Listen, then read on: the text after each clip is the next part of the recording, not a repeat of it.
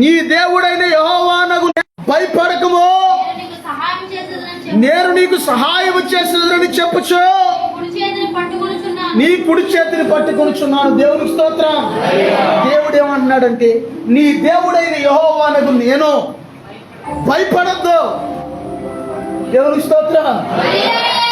ప్రభు నిజంగా నాకు ప్రభుని అడిగే అవకాశం ఉంది. వాక్యం ఏది చెప్పాలి నాయన, దేవుడు ఏది బయలుపరుస్తుంది.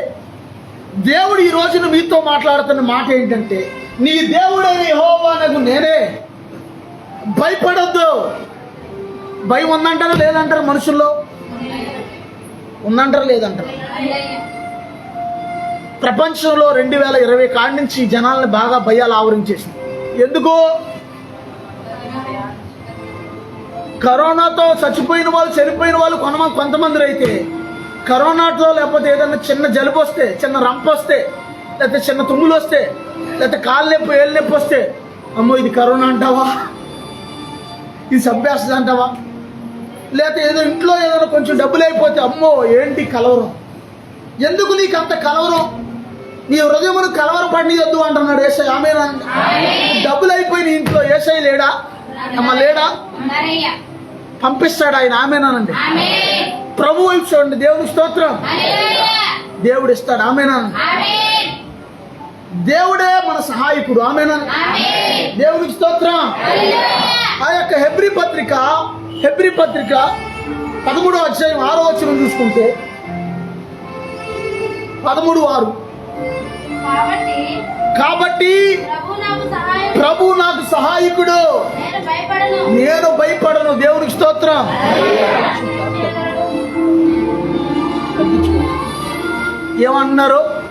ఏమన్నాడమ్మ భక్తుడు?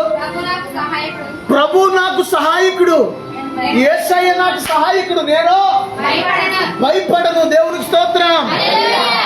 దేవునికి స్తోత్రం. దేవునికి స్తోత్రం. ప్రతి మనిషికి ఏదో ఒక సమయంలో ఏదో ఒక ఇబ్బందో, కష్టమో, బాధ వచ్చినప్పుడు భయం వేస్తే, కానీ దేవుడు అంటున్నాడు భయపడొద్దు అంటున్నాడు ఆయన. దేవునికి స్తోత్రం. ప్రభు నీకు సహాయం చేస్తాను అన్నాడు. దేవునికి స్తోత్రం. ఎంత మంచి దేవుడు అండి యేసయ్య. అమ్మా ఎంత మంచి దేవుడు. చేయడు ఆయన, చేస్తాడు, సహాయం చేస్తాడు ఆయన. మొన్న మన సహోదరుడు ఒక అతను చెప్తున్నాడు, హాస్పిటల్కి వెళ్తే, ప్రభా మీరేం చేస్తారు నాకు తెలియదు నాయన, పెద్దగా డబ్బులు అవ్వకూడదయ్యా, మాకు మీరే దిక్కు నాయన, మాకు మీరు తప్పితే ఏం లేదు నాయన, మీరేం చేస్తారో మాకు తెలియదు నాయన, మనసులో నోట్లో ప్రార్థన చేస్తాడంట. దేవుడు వెంటనే తక్కువగా అయ్యేటట్టుగా, నువ్వు ఎంత హాస్పిటల్కి వెళ్ళినా, ఎంత మందుల కాడికి వెళ్ళినా, ఎక్కడికి వెళ్ళినా సరే యేసయ్యని తలుచుకోవాలి. దేవునికి స్తోత్రం. అందరూ చెప్పు దేవునికి స్తోత్రం. నీతిమంతుని జ్ఞాపకం చేసుకోవటం ఆశీర్వాదం అని దేవుని వాక్యం సెలవిస్తుంది. యేసు ప్రభువుని ఒక్కసారి నువ్వు జ్ఞాపకం చేసుకుంటే నీ సమస్యలన్నీ పోవాలంటే ఏం చేయాలంటే యేసయ్య దగ్గరికి రావాలి. ఆమేనండి. యేసయ్య దగ్గరికి రావడం అంటే యేసయ్యని పిలవాలి నీ నోటితో. దేవునికి స్తోత్రం. పిలవనదే అమ్మాయినా అన్నం పెట్టదంట సామెత. అది అడగనదే అమ్మాయినా అన్నం పెట్టదంట. అడగనదే కన్న తల్లి అన్నం పెట్టదు కదా. మరి దేవుడు నువ్వు అడగాల వద్దా? కొండల్లో ఉండాలి, పిల్లలేమో గుడ్డులాగా ఉండాలనుకుంటారు కొంతమంది. సామెత అంటారు కొండల్లోనే ఉండాలి, అయిపోకూడదు. కానీ పిల్లలు మాత్రం గుడ్డులాగా అయిపోవాలంట. అంటే నాకు వెళ్ళే దేవుని స్తోత్రం. ఎలా కుదిరిద్ది అంటే నువ్వు నోరు తెరవు, నువ్వు దేవుడిని స్తుతించవు, దేవుని ప్రార్థన చేయవు, దేవుని సన్నిధికి రావు, కానీ నాకు అన్నీ జరిగిపోవాలంటావు. కష్టమేనంటారు. ఇది మీరు కాదులే, కొంతమంది అక్కడ కూడా ఉంటారండి. మీరు కాదులే, మీరు అందరూ మంచోళ్ళే. దేవుని స్తోత్రం. కష్టమేనంటారా? నోరు తెరిచి మనం ఏం చేయాలంటే యేసయ్య నాకు. గుడ్డివాడు ఏమన్నాడు? గుడ్డోడు ఏమన్నాడమ్మా? గుడ్డోడు అంటే ఏ గుడ్డోడు?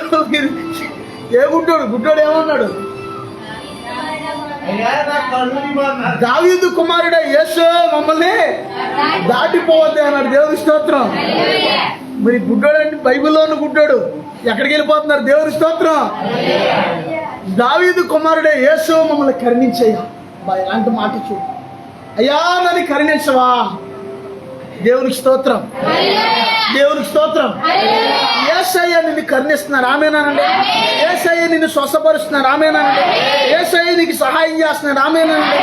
ఆ యొక్క గ్రంథం 20వ అధ్యాయం 2వ వచనం చదువుకుంటే, కీర్తనల గ్రంథం 20వ అధ్యాయం 2వ వచనం.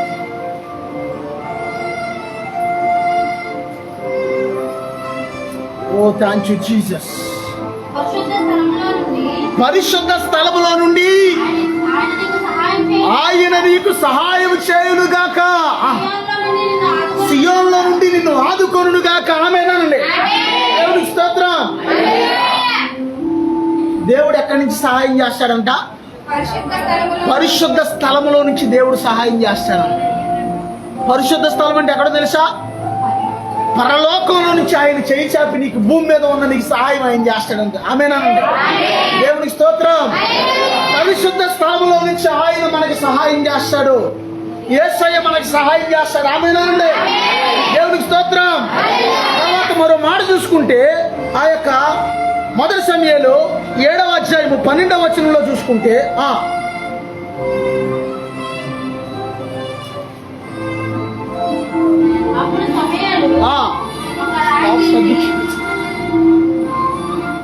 అప్పుడు సమూయేలు ఒక రాయి తీసి మిస్పాకును షేనుకును మధ్య దానిని నిలిపి, ఎంతవరకు యెహోవా మనకు సహాయం చేసిననుకుని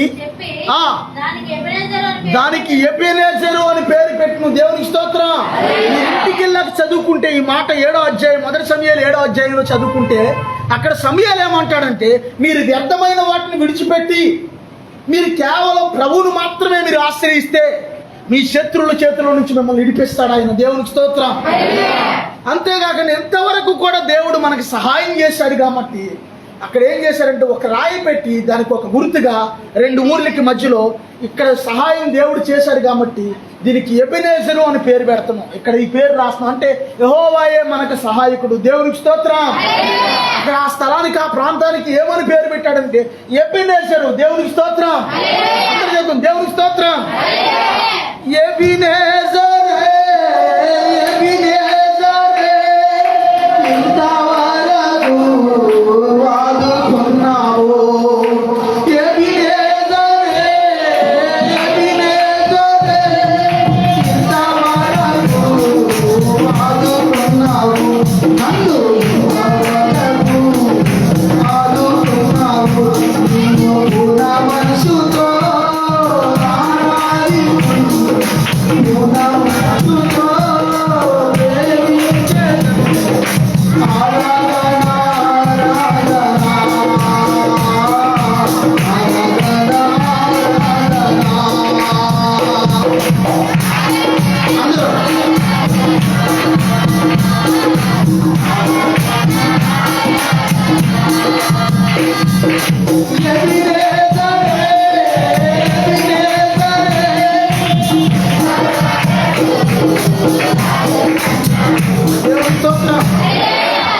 గత 3 దినాలు ప్రార్థన జరిగినప్పుడు మన వాళ్ళు అందరూ ఒక అద్భుతమైన ప్రార్థన చేశారు. అందరూ కూడా ఇంచుమించుగా ఏమని ప్రార్థన చేశారంటే,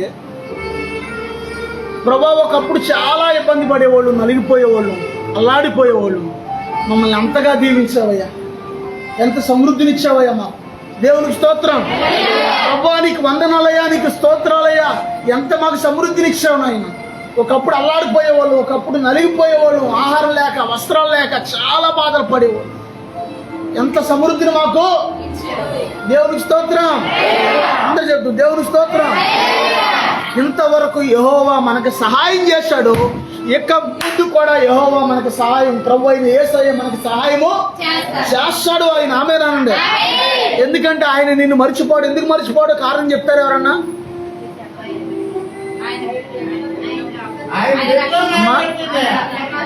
రక్తమిచ్చి కడిగాడు, రక్తమిచ్చి కొన్నాడు. ఆమేనండి. దేవునికి స్తోత్రం. నేను ఒకప్పుడు ఫెలోషిప్ లో విశ్వాసం ఉండేవాడిని. ఒకప్పుడు 13 సంవత్సరాల క్రితం ఉన్న సమయంలో ఒక రోజున మా పాస్టర్ గారు నన్ను ఏమన్నాడంటే, ఎవయ్యా రాజు ఎలాంటి జాగ్రత్త, సంఘంలో ఎవరున్నా ఎవరు లేకపోయినా నా పరిచర్య నేను చేసుకుని వెళ్ళిపోతానయ్యా అన్నాడు ఆయన. నేను పెద్ద పట్టించుకోవాలి, మా పాస్టర్ గారు అలాగే తిడతాడు అత్మానండి, ఆయన నన్ను తిట్టకపోతే ఇంకెవరిని తిడతాడు, ఆత్మీయ బిడ్డలేం కాబట్టి అని అనుకున్నా. కానీ ఆ మాట దేవుడు పట్టించుకున్నాడు. ఆయన దేవుని స్తోత్రం. ఆయన ఈ మాటని సేవకులు కోవటానికి కృష్ణా జిల్లా వేరే ప్రాంతానికి వెళ్తే ఆ రోజు రాత్రి ప్రభు అయిన యేసయ్య ఆయనతో మాట్లాడాడంట. దేవుని స్తోత్రం. ఏమని మాట్లాడాడంటే, నీకేంటయ్యా బాధ, ఎవరున్నా లేకపోయినా నువ్వు సేవ చేస్తావు. బాధ నాకే కదా, లోకంలో నుంచి వారిని ఎదిగి తీసుకొచ్చింది నేనే, వారి కోసం రక్తం కార్చింది నేనే, వారి కోసం ప్రాణం పెట్టింది నేనే. నాకే బాధ, నీకేం బాధ? నువ్వెవరున్నా ఎవరు లేకపోయినా సేవ చేస్తావు, కానీ బాధ ఎవరికంటే నాకే అన్నాడంటే యేసయ్య. దేవుని స్తోత్రం. అంటే యేసయ్య నిన్ను అందుకే మర్చిపోడు. ఆమేనండి. ఆయన రక్తంతో నిన్ను కడిగాడు. ఆమేనండి. ఆయన రక్తంతో నిన్ను కొన్నాడు. ఆమేనండి.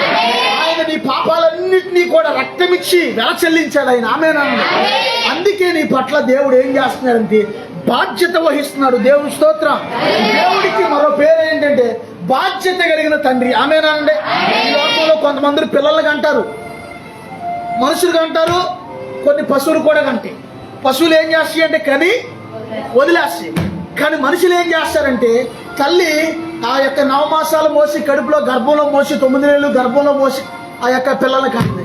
తండ్రి ఏం చేస్తాడంటే వాళ్ళ పుట్టిన కానించి ఆడికి రెక్కలు వచ్చి ఎగిరేదాకా కూడా వాళ్ళని మోసి ఏం చేస్తాడంటే ఎగరడం కూడా నేర్పిస్తాడు తండ్రి. దేవుని స్తోత్రం. అందరూ చెప్తారు దేవుని స్తోత్రం. అంటే దేవుడు ఎవరయ్యా అంటే నీకు బాధ్యత కలిగిన తండ్రి ఆయన. ఆమేనండి. తల్లిదండ్రులు మీ అందరికీ వివాహాలో పెళ్లి జరిగేటప్పుడు మీకు పెళ్లి వయసు వచ్చాక మీరు వెళ్ళి అమ్మా నాకు పెళ్లి చేయమ్మా, నాకు పెళ్లి చేయనాను అని అడిగారా? ఇది అలా ఉన్నారండి, చెప్పండి. వాళ్ళే నా కుమారుడికి వివాహ టైం వచ్చింది, మంచి వ్యక్తిని చూసి వివాహం చేయాలి. నా కుమార్తెకి వివాహ సమయం వచ్చింది, ఒక మంచి వ్యక్తిని చూసి వివాహం చేయాలని తల్లిదండ్రులు ఏం చేశారంటే వాళ్ళు క్యాచ్ చేసి వాళ్ళ పనులు వాళ్ళు నిర్వర్తించారు. దేవునికి స్తోత్రం. అలాగే ప్రభు అయిన యేసయ్య ఆయన బాధ్యత కలిగిన తండ్రి ఆయన. ఆమేనానండి. ఆయన నిన్ను మర్చిపోడు. ఆమేనానండి. దేవునికి స్తోత్రం. నీవు మర్చిపోవచ్చేమో కానీ యేసయ్య నిన్ను మర్చిపోడు. ఆమేనానండి. దేవునికి స్తోత్రం. ఈ సమస్యలన్నీ పోవాలంటే ఏం చేయాలి? యేసయ్య దగ్గరికి రావాలి. దేవునికి స్తోత్రం. మన సమస్యలన్నీ పోవాలంటే అందరూ చెప్పండి, యేసయ్య దగ్గరికి రావాలి. దేవునికి స్తోత్రం. మీరు వచ్చారు, ఇంకా రాని వాళ్ళు ఉన్నారు, వాళ్ళతో కూడా దేవుడు మాట్లాడుతున్నారు. దేవునికి స్తోత్రం. తర్వాత ఆ యొక్క 2వ దినవృత్తాంతాలు 20వ అధ్యాయము 12వ వచనం చదువుకుంటే, 2వ దినవృత్తాంతాలు 20వ అధ్యాయం 12వ వచనం.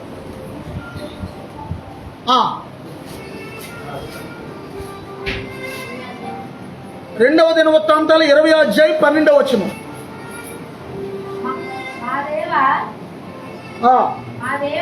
మా దేవా, అది కాదు, మాకు దిక్కు చదువు.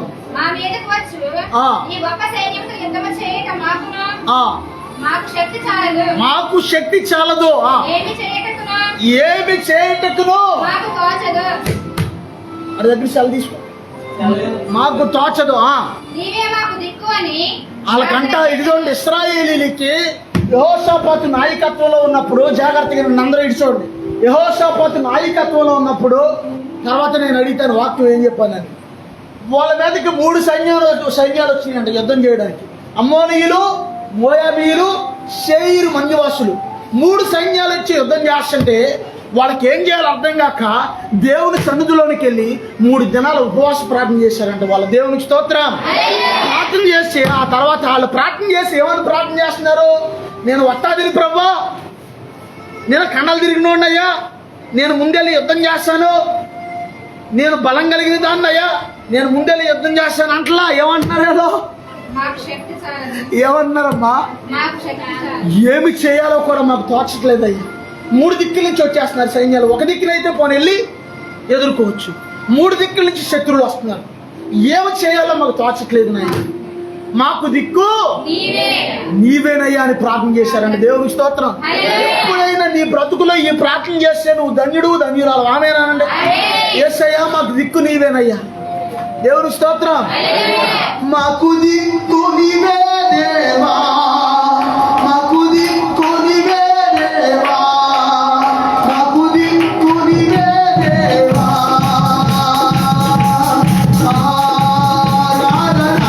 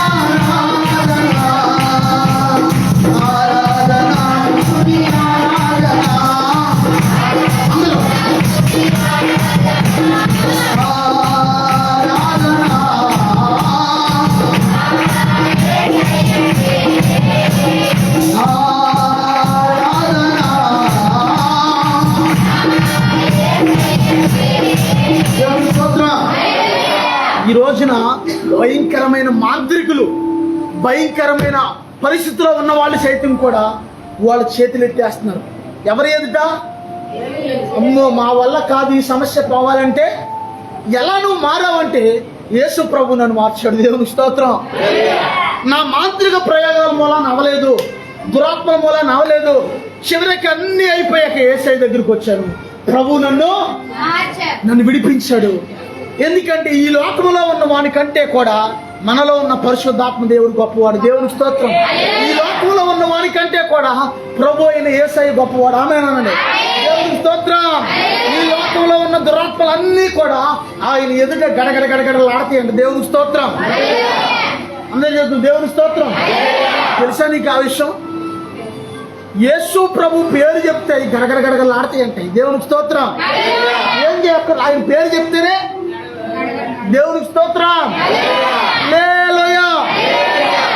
వాళ్ళు ఏమని ప్రార్థన చేశారంటే, ప్రభువా మాకు దిక్కు నీవేనయ్యా అని ప్రార్థన చేస్తే దేవుడు ఏం చేశాడంటే వాళ్ళ పక్షాన దేవాది దేవుడే యుద్ధం చేశాడు. దేవుని స్తోత్రం.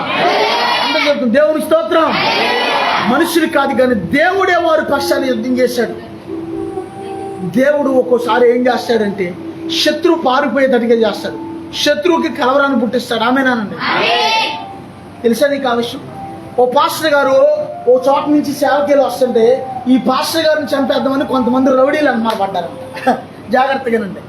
పడితే ఈయన అంతలోకి అదే సమయాన ప్రభువా సహాయం చేయనని యేసయ్యా అని ఒకసారి పిలిస్తే ఒక 7 ఊర కుక్కలు వచ్చి ఆ శత్రువుల్ని చెడబీకేసి వాళ్ళని తరిమేసిందండి. 7 ఊర కుక్కలు. దేవుని స్తోత్రం.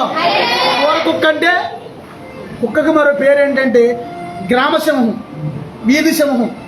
కుక్కకి మరో పేరు వీధి సింహం అంటారు దాన్ని. ఒక 7 ఊర కుక్కలు. ఊర కుక్కలు అంటే పెంపుడు కుక్కలు కాదు, అవి రోడ్ల మీద తిరిగే ఊర కుక్కలు లాంటి 7 కుక్కలు వచ్చి శత్రువులు అందరినీ చెడబీకేసి వాళ్ళని పరిగెత్తించినాయి అంట. ఈయన మాత్రం ఏం చేయలేదు. ఎవరినే అమ్మ జాగ్రత్త. ఎవరిని ఏం చేయాల? పాస్టర్ గారు. ఇంటికి వెళ్ళాక పాస్టర్ గారు, ప్రభా నన్ను చాలా అద్భుతంగా కాపాడావయ్యా, ప్రభా నీకు వందనాలు ప్రభా, స్తోత్రం నాయన. నేను కాదు, వేరే వాళ్ళు వేరే పాస్టర్ గారు. నేను అనుకుంటున్నారేంటి ప్రార్థన చేస్తుంటే ప్రభు అంటున్నారంట, నా కుమారుడా ఆ కుక్కల రూపంలో వచ్చింది ఎవరనుకుంటున్నావు? నా దేవదూతలు అని చెప్పాడు దేవుడు. దేవుని స్తోత్రం. దేవదూతలు ఆయన మనల్ని గురించి దేవదూతలకు ఆజ్ఞాపిస్తాడు. ఆమేనండి. కానీ నీకు ఏ సమస్య వచ్చినా ముందు నువ్వేం చేయాలంటే నోరు తెరిచి ప్రభువుని సహాయం అడగాలి. దేవుని స్తోత్రం.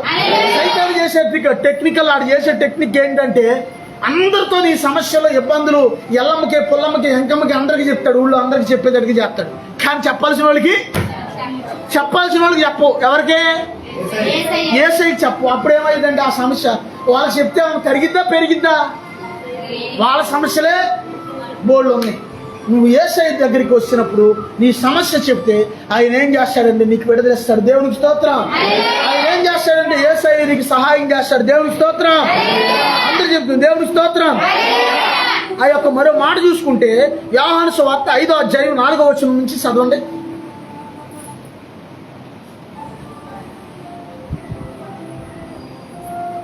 యోహాను సువార్త 5వ అధ్యాయం 4వ వచనం నుంచి.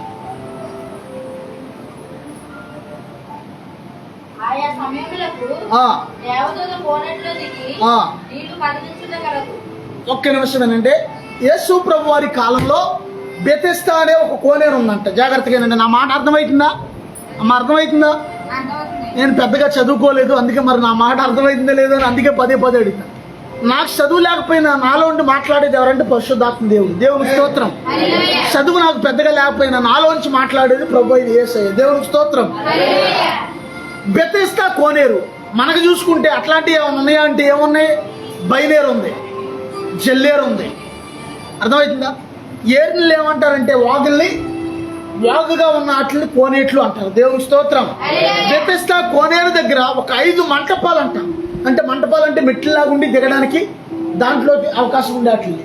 అలాగ 5 మంటపాలు ఉంటే జాగ్రత్త కూర్చోండి. దేవునికి స్తోత్రం.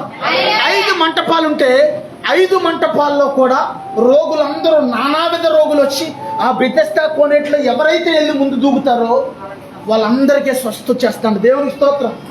ఆనాడు బెతెస్దా కోనేరు ఉంది. మరి ఈనాడు మన రోగులు ప్రపంచవ్యాప్తంగా చాలా మంది ఉన్నారు.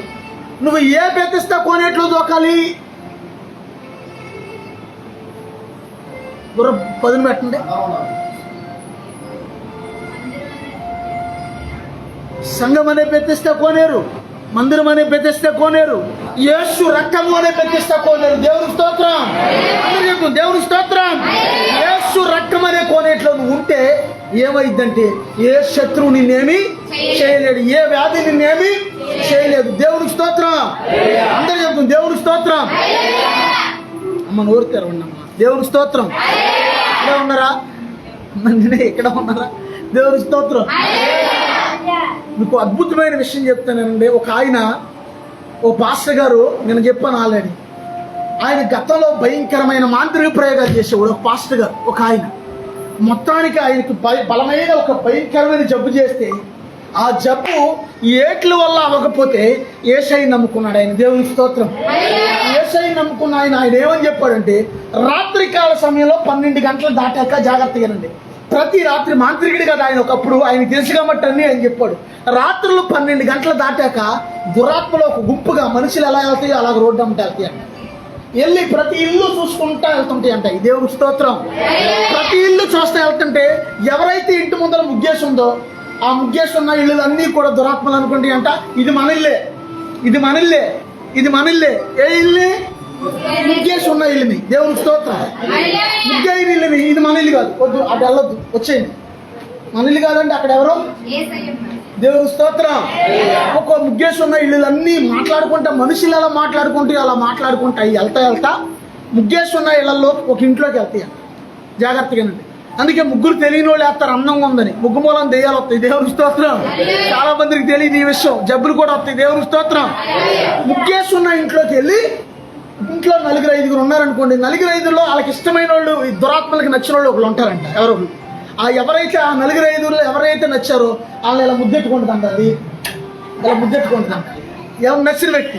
అంతే ఆ దురాత్మ ఎప్పుడైతే ముగ్గేస్తున్న ఇంటిలోనికి వెళ్ళి దానికి ఇష్టమైన వ్యక్తిని ముద్దెట్టుకుంటుందో ఆ తర్వాత నుంచి వాళ్ళకి భయంకరమైన జబ్బులు, కలవరం, ఉలిక్కిపోట్లు ఇలాంటివి జరుగుతుంటాయి అంట. తెల్లారు లేచేసరికి వాళ్ళకి జబ్బులు స్టార్ట్ అయిపోతాయి. కారణం ఏంటంటే వీళ్ళు ఏం చేశారంటే ముగ్గేసి దేవాన్ని వెళ్ళే పిలిచారు లోపలికి. దేవుని స్తోత్రం. మన పరిచర్య వేరే ఊర్లో కూడా ఇంకో చోట పరిచర్యలో ఉన్నప్పుడు అక్కడ ఒక సహోదరి ఏమంటుందంటే, ఒక అత్తగారు ఒక కోడలు, అయ్యగారు అత్తమానం మాకు జబ్బులేనండి, అత్తమానం వ్యాధులేనండి ఇంట్లో, అసలు ఒకరి తర్వాత ఒకరికి వచ్చేస్తున్నాయండి అయ్యగారు, ఏంటో అర్థం కావట్లేదండి అయ్యగారు అంది. నేను పైకి చూశాను, ఇల్లంతా చూశాను, కింద చూస్తే ఇల్లంతా ముగ్గులే ఉంది. మరి జబ్బులు రాకేమొస్తాయి? ఇంకా ఇల్లంతా అమ్మ మీ జబ్బులు పోతాయి, ముగ్గులేయటం మానేయండి అని చెప్పా. దేవుని స్తోత్రం. ముగ్గుకి ఆకర్షణ శక్తి ఉంటుంది అంటే, ముగ్గుకి ఆకర్షణ శక్తి ఉంటుంది అంటే. అందుకే మంత్రగాళ్ళు ఏం చేస్తారంటే, ముగ్గేసి దాంట్లో నిమ్మకాయలు పెట్టి, దాంట్లో పసుపు కుంకుమ పెట్టి, దాంట్లో రకరకాల చెత్త చెదారాలు అవి పెట్టి వాళ్ళ మంత్ర ప్రయోగాలు చేస్తారు.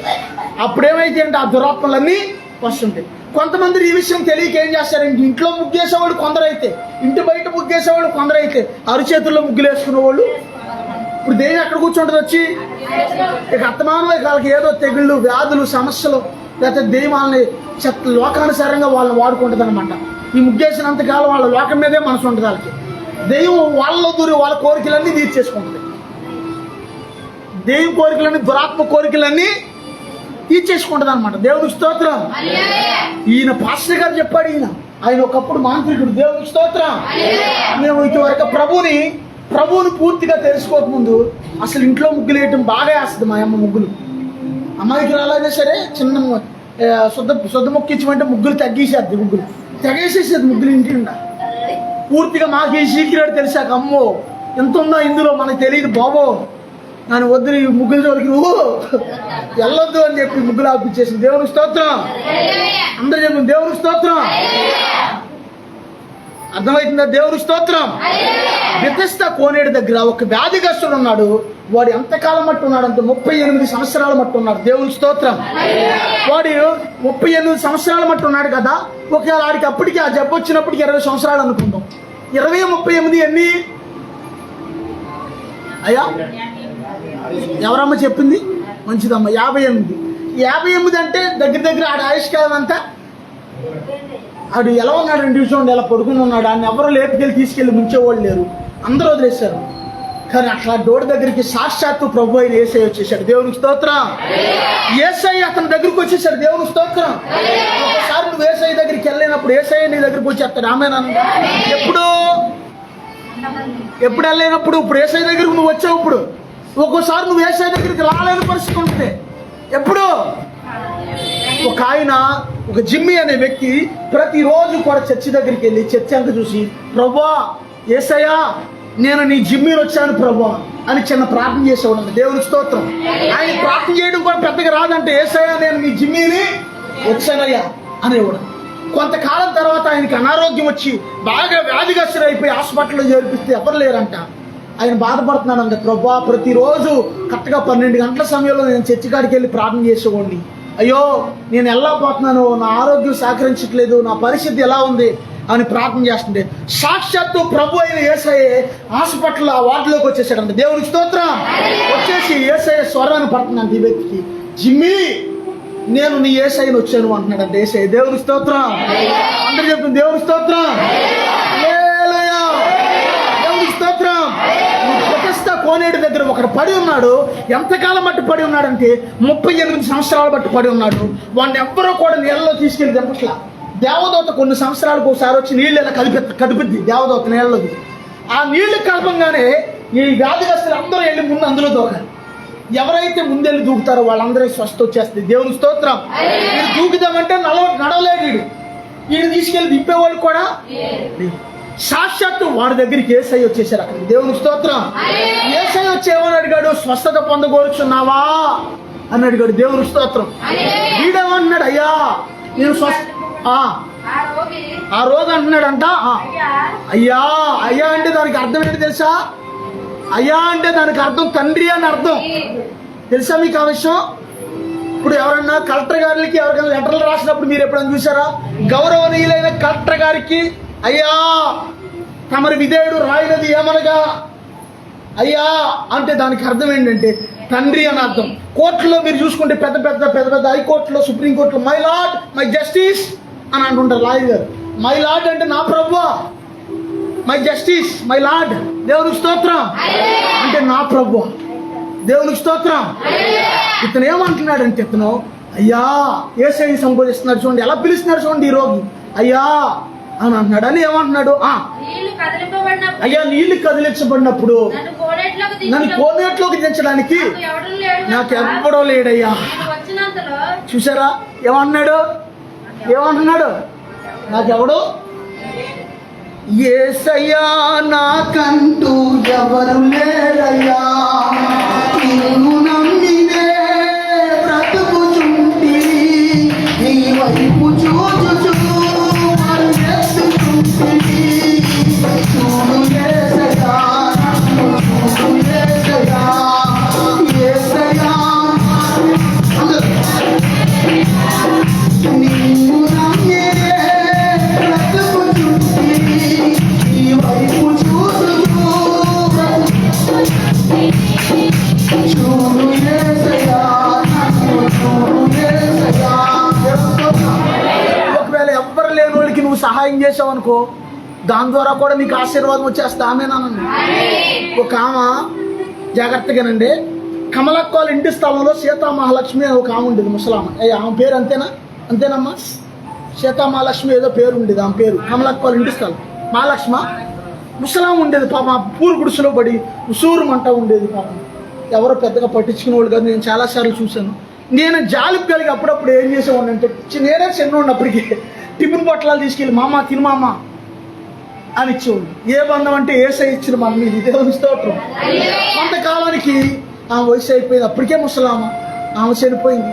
వాళ్ళ మేనల్లుకి వెళ్ళింది ఆ స్థలం. వాళ్ళు అటు నుంచి వాళ్ళు ఏం చేశారంటే కమలక్కోళ్ళకి అమ్మేశారు. దేవుని స్తోత్రం.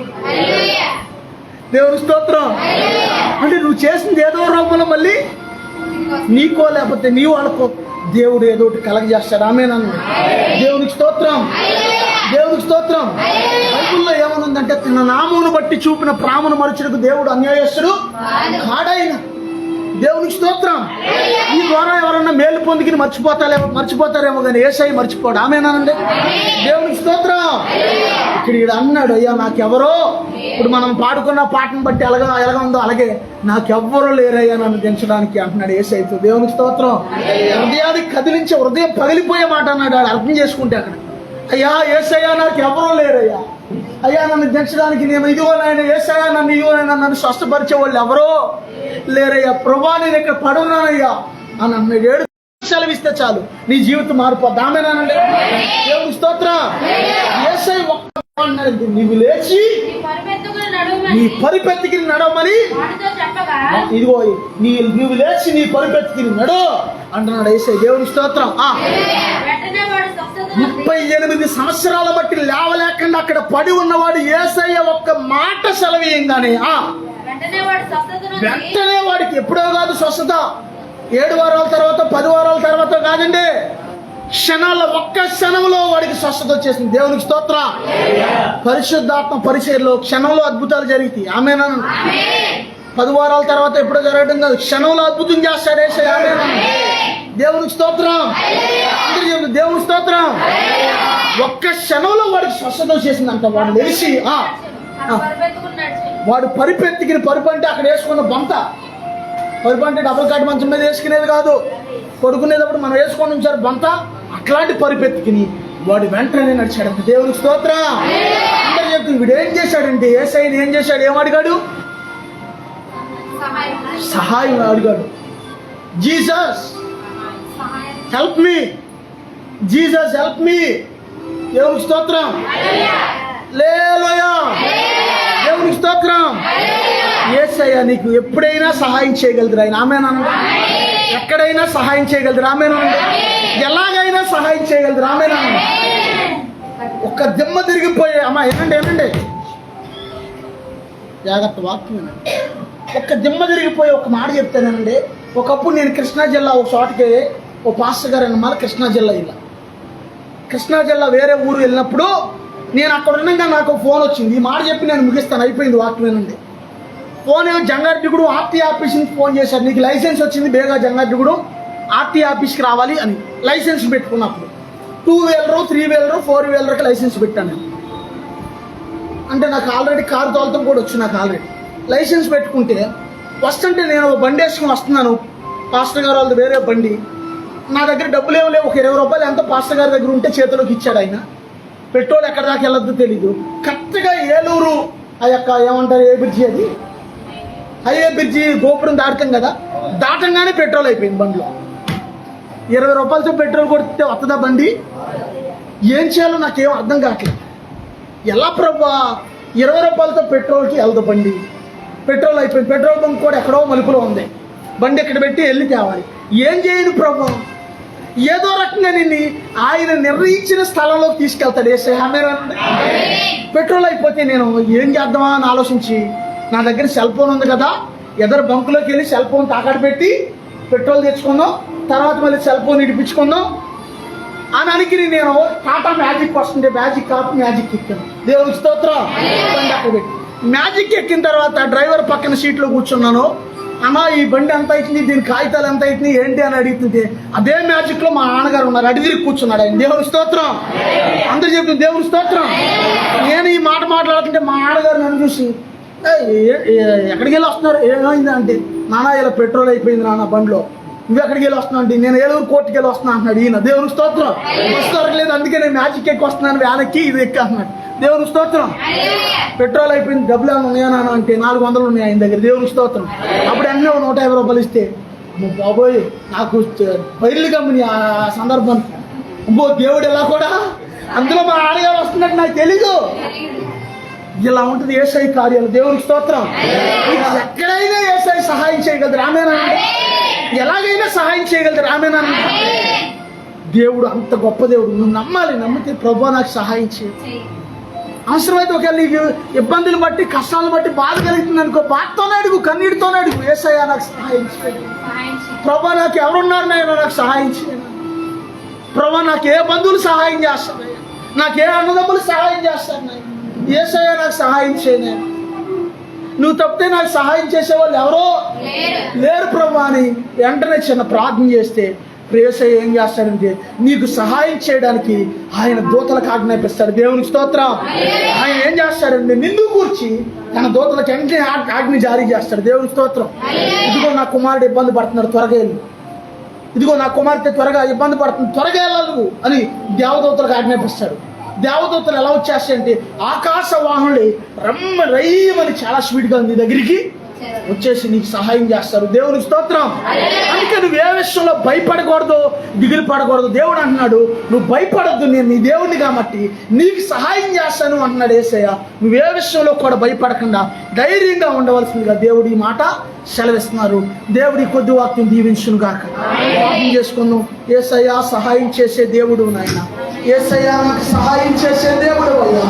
అమ్మా ఎంతకాలం నువ్వు సహాయం కోసం ఎక్కడెక్కడో తిరిగావు, ఎవరెవరినో సహాయం అడిగావు, కానీ పలుకుని దేవుడు అంటున్నాడు ప్రభా సహాయం చేయండి, యేసయ్య నాకు సహాయం చేయండి, యేసయ్య నాకు సహాయం చేయండి. అడిగింది నోరు తెరవండి. ప్రభా నా సహాయం నీవేనయ్యా. ఇదిగో బెతెస్దా కోనేరు దగ్గర వాడు అంటున్నాడు అయ్యా నాకెవ్వరు లేరయ్యా అంటున్నాడు వాడు. అయ్యా నాకెవ్వరు నీళ్ళలో దింపడానికి నాకెవరు లేరయ్యా అంటున్నాడు వాడు. అయ్యా నన్ను స్వస్థపరచవా అని అడుగుతున్నాడు యేసయ్యని. యేసయ్యా నాకు సహాయం చేయవా అని అడుగుతున్నాడు. ఇదిగో ఇశ్రాయేలీయులు యెహోషాపాతు నాయకత్వంలో అమ్మోనీయులు, మోయాబీయులు, సేయీరు, మన్యవాసులు ఇదిగో యోధా రాజ్యం మీదకి యుద్ధానికి వస్తున్నప్పుడు వాళ్ళు దేవుని సందులో ప్రార్థన చేస్తున్నారు. ప్రభువా మాకు దిక్కు నీవేనయ్యా, ప్రభువా మాకు దిక్కు నీవేనయ్యా అని ప్రార్థన చేస్తున్నారు. ఈ సమయంలో నువ్వు నోరు తెరవగలవా? యేసయ్యా మాకు దిక్కు నీవేనయ్యా, యేసయ్యా మా దిక్కు నీవేనయ్యా అన్నాడు. నోరు తెరవండి. యేసయ్యా మా దిక్కు నీవేనయ్యా, యేసయ్యా మాకు సహాయం చేయవా, యేసయ్యా మాకు సహాయం చేయవా అని అడగండి. దేవుడు సహాయం చేస్తాడు. ఇదిగో నువ్వు భయపడద్దు, దిగులు పడద్దు. ఇదిగో ఆయనే ఎబెనేజరు, ఆయనే సహాయపు రాయి, ఆయనే సహాయం చేయవాడు. తండ్రి నీకు వందనాలయ్యా, యేసయ్యా నాకు సహాయం చేయవా. ఇదిగో జిమ్మి అనేవాడు ప్రతిరోజు ఆరోగ్యం ఉన్నప్పుడు దేవుని సంధికి వెళ్ళి ప్రార్థన చేసేవాడంట. యేసయ్యా నేను నీ జిమ్మిని వచ్చానయ్యా అనేవాడంట. ఇదిగో అతనికి అనారోగ్యం పాలైనప్పుడు సాక్షాత్తు ప్రభు అయిన యేసయ్య బెతెస్దా కోనేరు దగ్గరికి ఎలాగెళ్ళాడు అలాగే అతని దగ్గరికి వెళ్ళి జిమ్మి ఇదిగో నీ యేసయ్యను వచ్చాను అంటున్నాడంట. అమ్మ యేసయ్య నీకు సహాయం చేస్తాడు, భయపడద్దు. నానా యేసయ్య నీకు సహాయం చేస్తాడు, భయపడద్దు. నీ సమస్యలన్నింటినీ దేవుడు తొలగిస్తాడు, భయపడద్దు. ఇదిగో బెతెస్దా కోనేరు దగ్గర వాడు అన్నాడు అయ్యా నాకెవరు లేరయ్యా అని అంటున్నాడు వాడు. ఇదిగో యేసయ్య అన్నాడు కుమారుడా ఇదిగో నీ పరిపెత్తికి ఇప్పుడే నీవు స్వస్థత పొంది నీ పరిపెత్తికి వెళ్ళు అంటున్నాడు. ఆయన మాట సెలవిస్తే చాలు నీ పరిస్థితులు అన్నీ మారిపోతాయి. యేసయ్య ఒక్క మాట సెలవిస్తే చాలమ్మా నీ పరిస్థితులు మారిపోతాయి. తల్లి భయపడద్దు, అంత గొప్ప దేవుడు. నానా నువ్వు భయపడద్దు కుమారుడా, నువ్వు భయపడద్దు, నేనున్నాను అంటున్నాడు ఆయన. కుమారుడా ఇదిగో నేను నీ పక్షాన సహాయం చేస్తాను, నేను నిన్ను స్వస్థపరుస్తాను, కుమార్తె నేను నిన్ను కాపాడతాను అంటున్నాడు ఆయన. భయపడద్దు. తండ్రి నీకు వందనాలయ్యా, తండ్రి నీకు స్తోత్రాలయ్యా, అబ్బా నీకు స్తోత్రం అయ్యా, డాడీ నీకు స్తోత్రం అయ్యా, యేసయ్యా నీకు స్తోత్రం ఆయన. ఇదిగో నువ్వు ఏ విషయంలో భయపడకూడదు, ఏ విషయంలో కలవరపడకూడదు. ఇదిగో భయపడకు, నేను నీకు సహాయం చేస్తాను అంటూ యేసయ్య ఆయన నీతి అయిన దక్షిణాస్తంతో మనల్ని ఆదుకుంటున్నాడు. తండ్రి నీకు వందనాలయ్యా, ప్రభా నీకు వందనాలయ్యా, ప్రభా నీకు స్తోత్రాలయ్యా అని ఇదిగో యేసయ్య నీకు సహాయం చేస్తున్నాడు, భయపడద్దు. ఇదిగో నీ నోటితో యేసయ్యని పిలువు, యేసయ్య నాకు సహాయం చేయండి ప్రభా అని అడుగు. యేసయ్య నీకు సహాయం చేస్తాడు, ధైర్యంగా ఉండు.